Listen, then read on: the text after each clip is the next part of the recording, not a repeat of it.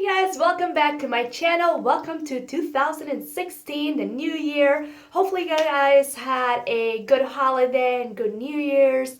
I know I personally did. I finally got to see my family and my brothers, so very exciting time there. But yeah, so today just want to go back to show you guys one of the palettes that I've been playing around with throughout the holiday season because I got it a couple of months back, and since I have so many palettes, I feel like I've been just going back to my old ones, and so that's why I didn't want to tape it this one yet, because I wanted to play around with it enough to even be able to tell if I liked it or not, because at first I had mixed reviews. So as always, per the title, if you guys did not read it, I'm going to be showing you guys the Makeup Forever 15 Artists Shadow Palette. And this is what the box looks like. It's a nice glittery box. And at least it's not the type of glitter that just gets everywhere. And on the back, it shows you a picture of the palette. On the side, it shows you extremely tiny print of the ingredients and all that fun stuff. And on the other side, just does the same thing, just, you know, different languages basically. So that's what you see on this palette. At the bottom, you just get more information as well if you're ever curious, you know, all the sides of the packaging. And the top just has that design. Now, when you buy this is $59 at Sephora. That's where I got mine. I bought it during the sale that they had, so I did buy it for less, which is great. That's normally how I try to get all my items on sale. But this palette, it comes with a little nice tiny booklet on here, and did not count how many pages it has, but basically has a little information about the palette and the makers and everything, and then, you know, more information on the palette itself. Then it gives you some ideas, some looks that you can create with the palette. So there you go. And yeah, so those are all the pages, and then the back of it. And then the palette itself is, in my opinion, the best packaging in the world. That's just my opinion. So this is the palette itself. It looks just like the box. It has this nice glittery top. Now, again, it's not glitter that falls off. You can do this to it. There's no glitter fallout or anything, but it's just a beautiful kind of chromy, glittery top. And on the back, it just gives you the name of this shadow. So here you go. For you guys that have not seen the palette, these are all the ones that come in this palette. Now, if you're not familiar with the Makeup Forever Artist shadows, they do not have names to them. They are all numbered, which sometimes can be a little annoying to try to remember them, because if you go to the website, they do have names, but then if you buy them, they don't. It's a little annoying to keep in track of them. But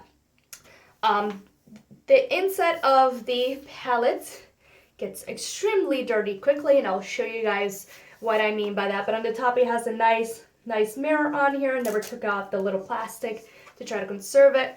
And the inside of it, it's kind of I don't know how to describe it, because it feels rubbery. Like, you can tell this is really hard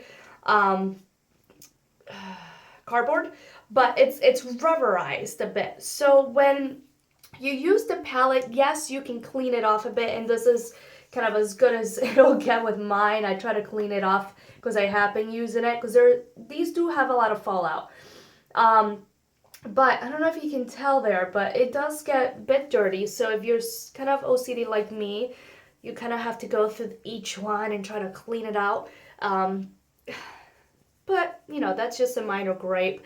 The most important thing is the shadows themselves. Now, like I said, they do have a bit of fallout. So normally when I do apply them, I have a big fluffy brush that I can at least brush everything off. But I really like these. They're a little weird to me. So I had bought about 6 of them before I bought this palette, like the actual big pans. And they feel very creamy. They're not like the regular powder shadows. They feel creamy, kind of gel-like. silicone, if I want to call it silicone texture to it. So when you're using these, you do have to make sure you kind of play around with the brushes that you have and see which ones work best for the consistency that you're using, because they do have metallic ones like this palette has metallic, iridescent, satin, and that's it. I wish they had a matte one on here because I really want to try their matte shadows. I only have metallic and iridescent ones, but the metallic ones, the glitter does fall off a bit, not as much though. They are very, very, very pigmented. If you look at other reviews, everyone raves and rants about how pigmented these are. And yes, they're pigmented. However, when you swatch them with your fingers, it's not the same as when you do with a brush. Just like most shadows. However, since these are such a weird consistency, they are, again, kind of silicone-y feeling to me. When you use a brush, I like you use a flat brush, just so that way I can pick up the product. If you use too much of a fluffy brush, it will get all over the place and you're not going to get as much pigment. But I want to get onto these swatches, that way you guys can see this, and I believe I already mentioned it, but just in case if I didn't, this retails for $59 at Sephora. I never checked the Makeup Forever website to see if it sells it there. Most of the time the palettes, they don't. However, again, at Sephora, which I feel like it's more accessible, they do sell this. And it's still on sale, at least on there from when I checked today. So yeah, so this is, when you look at the palette, basically they haven't categorized or paired going down. So when you look at the little booklet, they basically have you make looks with the trios that they have on there, but obviously you can mix and match them. So let's see. So let's start out. I'm just going to start out with the first lightest colors here. The first three that I'm going to be swatching is, let's see. So this one, yeah, this one right here, up here. So this one is I-55. Then we have S-522. And then this one is I-528. And here they are. Let me get ready for this and roll up my sleeves and move my Fitbit. So here are those three colors here. There you go. Okay, moving on to the next three colors here. We have this one, which is I-524. The burgundy one here is D-826. And then this was I-662. Oh, and by the way, with the lettering for the numbers, so I's for iridescence, D's for diamond, I believe so, and let's see, S satin, M E's metallic. So they're kind of self-explanatory. M it would be for matte, but this palette doesn't have any actual matte ones. So yeah, just so you have a little reference for that. So let's do these three. So we got this one here and here. So those are those three here. And so as you can see, they're very, very buttery when you're doing with your fingers. However, when you do it with a brush, it is very different. I do like to use these wet as well, with a wet brush. And they come out very, very pigmented. And definitely, at least I recommend to definitely use an eyeshadow primer, because that way they stick to your eyes much better than no primer, because I've done these without a primer. It's not the same actually, which it is quite a shame because I don't always like to use a primer. But so those are the first six on there, and again, these is what they look like. So let me try to clean my fingers here. We'll be back for the next six. Okay, so with the next six colors here, we have this beautiful, beautiful purple one, and this one's I-922.